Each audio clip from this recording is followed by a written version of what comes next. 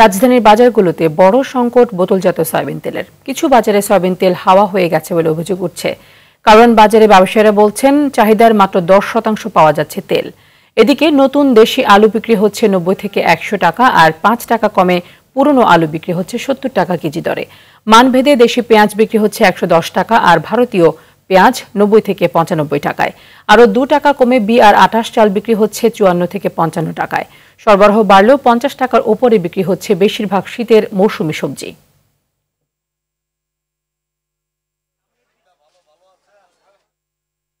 বাজার পরিস্থিতি জানাতে কারণ বাজার থেকে আমাদের সাথে সরাসরি যুক্ত হচ্ছেন সহকর্মী সেলিম মালিক এবং সাভার থেকে যুক্ত হবেন জিয়াউর রহমান জিয়া। শুরুতেই চলে যাচ্ছি সেলিমের কাছে। সেলিম, একটু জানাবেন যে হঠাৎ করে বোতলজাত সয়াবিন তেল বাজার থেকে হাওয়া হয়ে যাওয়ার পেছনে যৌক্তিক কোনো কারণ পেয়েছেন কিনা, আর এই সংকটের শুরু হয়েছে আসলে কোথা থেকে?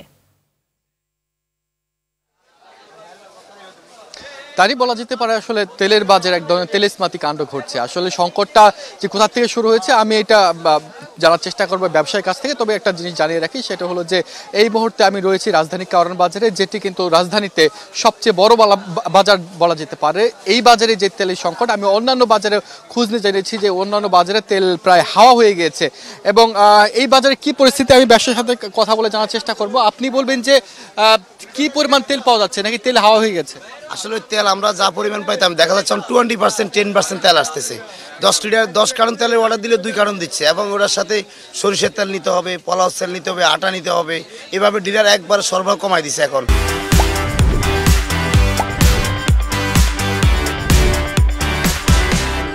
কালকে আমাদেরকে 10 লিটার 20 লিটার তেল দিছে, 5 লিটার সরিষার তেল দিছে, 1 বস্তা আটা দিছে। আজকে কোনো তেলে নাই বাজারে। আজকে আমরা সকাল থেকে তেল বিক্রি করতে পারতেছি না সয়াবিন। আচ্ছা, এই কারণটা কি? কারণটা ডিলার বলতেছে কোম্পানি তেল দিচ্ছে না, সরবরাহ বন্ধ, কোম্পানির কাছে তেল নাই, ডিলার তেল পাচ্ছে না, এইভাবে বাজারও তেল আসতেছে না। আমাদেরকে প্রত্যেকটা দিন 20-30 লিটার তেল, কালকে দিছে 10 লিটার তেল। 10 লিটার তেল দিয়ে আমাকে দোকান চলবে। এখন আজকে কোনো সোয়াবিনই নাই বাজারে, এই অবস্থা। দাম কি বেড়েছে এর মধ্যে? দাম কোনো বাড়ে না, দাম আগের দামই আছে, কিন্তু সরবরাহ কমাই দিছে ডিলার কোম্পানি দুটোটাই।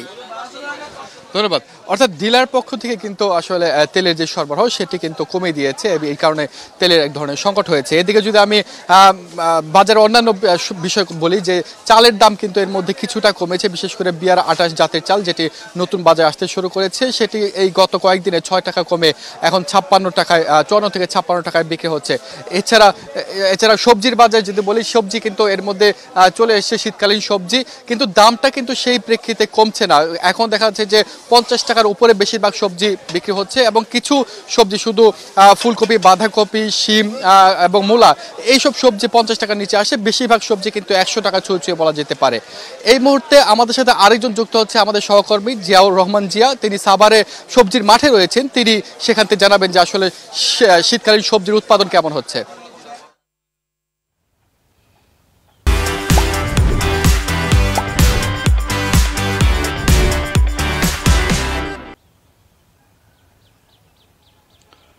সেলিম, আমি এই মুহূর্তে আছি সাভারের ঝাউচরে। এখানে একটি আসলে কৃষি নগরী বলা যায়, যে ঝাউচর, পুরো ঝাউচরে আসলে প্রত্যেকে কৃষির সাথে সম্পৃক্ত। তো আমরা যদি একটু বলি যে বেগুনের যে স্থানীয় কৃষকরা যে আজকে যে বেগুন বিক্রি করেছে, সেটি গোল বেগুনগুলো, সেগুলো 45 থেকে 50 টাকা কেজি বিক্রি করছে, যেগুলো আমরা স্থানীয় সাভারের অন্য বাজারে যেটি দেখেছি 80 টাকা বিক্রি হতে।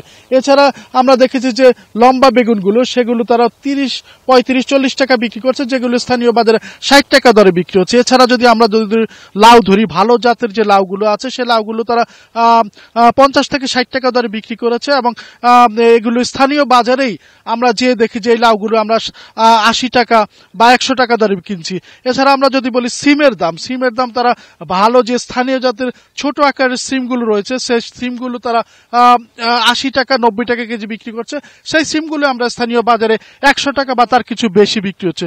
তো আমরা যদি একজন কৃষকের সাথে কথা বলি যে আসলে বাজারে সবজির দাম তারা কেমন পাচ্ছে, এবং কোন সবজি তারা কি দামে বিক্রি করছে। আমরা আমাদের এই যে বেগুন 45 থেকে 50 টাকা বেচা কিনা হইতেছে ক্ষেতের তেনে। এর মধ্যে ধনিয়া পাতার আড়ি বেচা কিনা হইতেছে মানে কি যে 2-3 টাকা থেকে 5 টাকা। এরপরে ওই ফুলকপি 35-40 টাকা এরকম বেচা কিনা হইতেছে ক্ষেতের তেনে, কিন্তু বাজারে যায় মানে কি যে আমাদের নিয়ে বেশি বিক্রি করতেছে। তাতে করে আপনার দাম কেমন পাচ্ছেন? আমাদের মানে কি উন্নয়ন হইতেছে না।